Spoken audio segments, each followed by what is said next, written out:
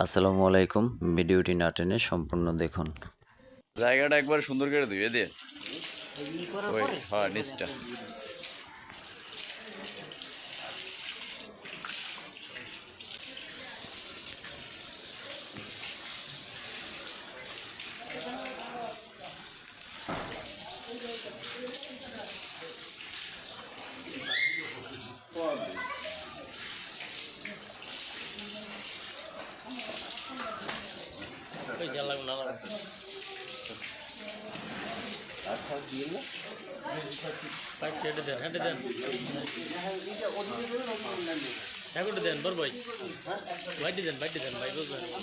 হ্যার কাছে দেন হ্যার কাছে দেন হ্যার কাছে দেন